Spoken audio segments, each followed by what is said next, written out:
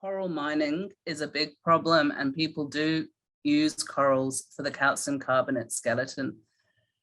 However, that comes at a cost because you lose the fisheries, you lose the shoreline protection, you lose the jobs, you lose the carbon.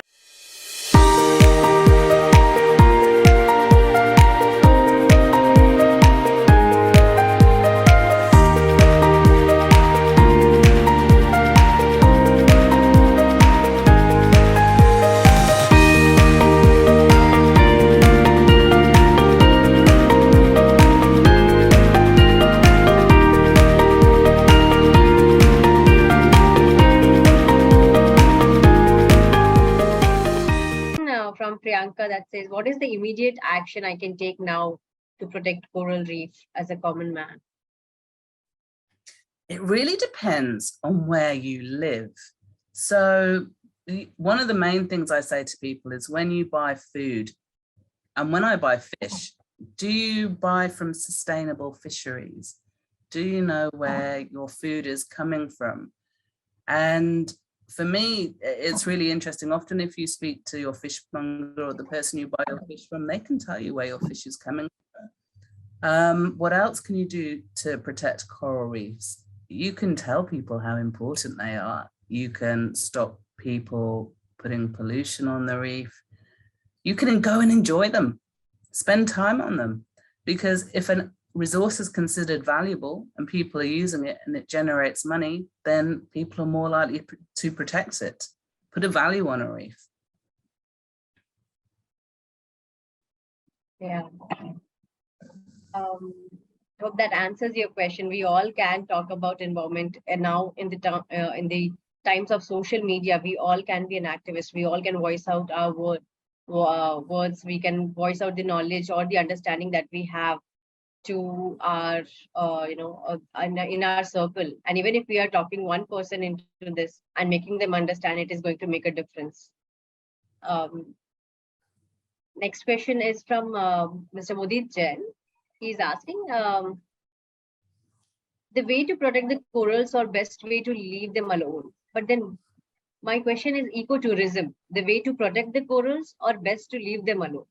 But what about jobs? We know the problems, but we are not solving them. In Tuticorin in South India, the coral reefs were completely destroyed to make calcium carbide.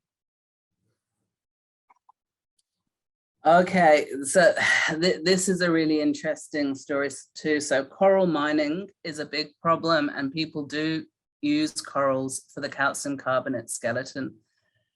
However, that comes at a cost because you lose the fisheries, you lose the shoreline protection, you lose the jobs, you lose the carbon storage. So yes, I agree with you that you shouldn't be touching coral reefs, but there is no harm in looking. We have a phrase, when marine biologists have a phrase, when you're on the beach, you should leave only footsteps behind, footprints in the sand. You shouldn't leave your rubbish behind. And when the next wave comes in, it washes away your footprint and it's like you've never been there. So you were a respectful visitor. And I would say the same about a coral reef. They're just putting your head in the water, whether or not you're snorkeling or you're scuba diving or you're just leaning over the side of the boat to have a look. There's no harm in that. But when you're on the boat, make sure that the anchor isn't thrown on the reef. Are they using mooring buoys?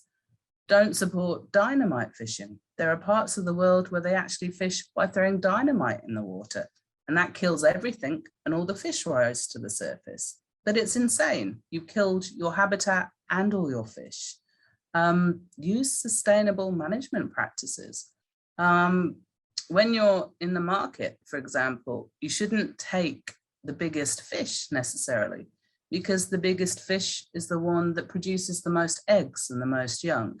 With coral reef fish, the bigger the fish, the more babies it can have. So if you see a really, really huge old grandmother fish, leave it, because she will put 10 times, 100 times more baby fish in the water than, say, a very small fish, a quarter of the size. So there are some really basic precautionary steps you can take.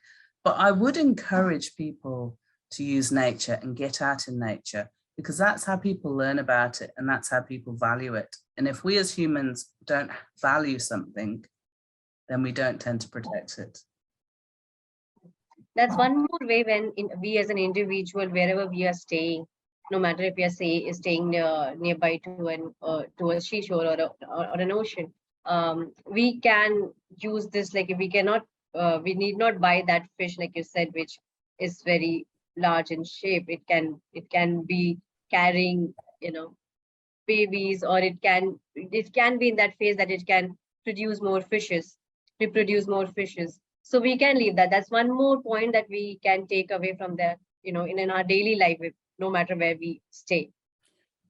And I would always reach out to the local, often local people know this too. So this is when I referred to traditional knowledge and local knowledge. Often you can speak to local fishermen or the local community and say, what is a good thing to eat here? What will ensure that you still have fish here for your children and your children's children? What should we be doing while we're visiting your home and your location to help protect your environment and enjoy it? Reach out to local people, reach out to local scientists and find out the way you should be acting, because everywhere will have different species, different animals, different habitats. Don't be afraid to ask, how do I use nature sustainably and responsibly? Because when I go somewhere new, I will always try and find out first. Yeah. Next question is by Mr. Ganesh. Can you please share how fruitful has been the research to produce Indonella, I'm sorry if I'm not getting the word correctly, Indonella saccharinaceae, aka pet-eating bacteria.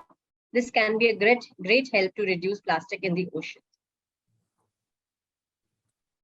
Okay, so there are certain organisms that can break down plastic. I'm not sure if I got all of your question in there. So I know, for example, they've found in certain rubbish dumps that there is bacteria that is starting to be able to break down plastic.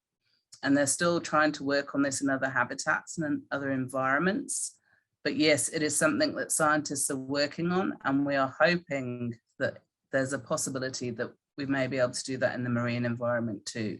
It may be at some point in the future possible, for example, to modify a filter feeding organism so that a sponge, for example, might be able to break down microplastics. So we're hoping that future science and future technology will bring us the answers, but we're not there yet. But I am an optimist and I am hopeful. And one thing I know about humans is we're very creative, we're very innovative. And if people really want to do something, we normally find a way.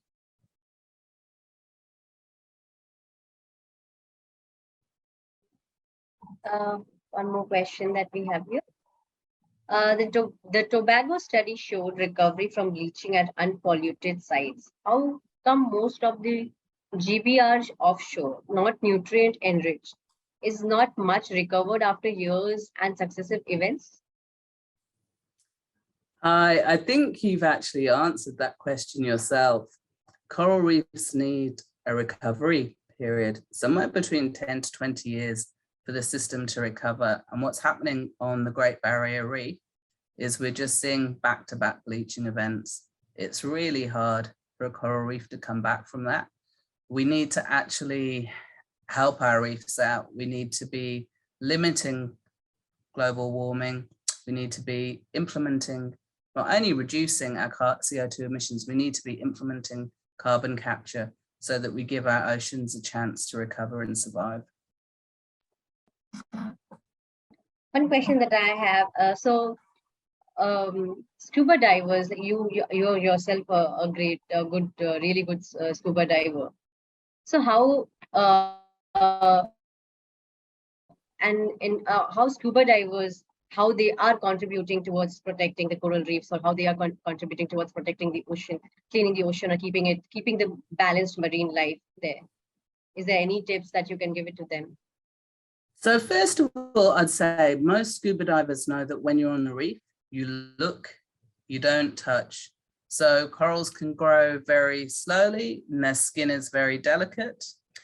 So sure, get up close and look at them, but try very hard not to touch them. Secondly, there are some great initiatives where people will actually go out on a reef, scuba dive on a reef, and collect as much plastic and rubbish that they find on the reef. So they do that on the adjacent beaches and the coastlines, but they will also do that diving underwater. And not only does that raise awareness, but it also helps clean up some of that rubbish as well. What else can divers do? They can, well, when you go as a tourist diver to a location, you stay in local accommodation, you eat local food, contribute to the local economy. And I think also most people who enjoy nature, they learn about nature and then they go home and they tell their friends and their family about what they've seen. And I think all of these conversations are really, really important and really important for your children to hear too. So I think there are many ways that we can help as scuba divers. Yeah.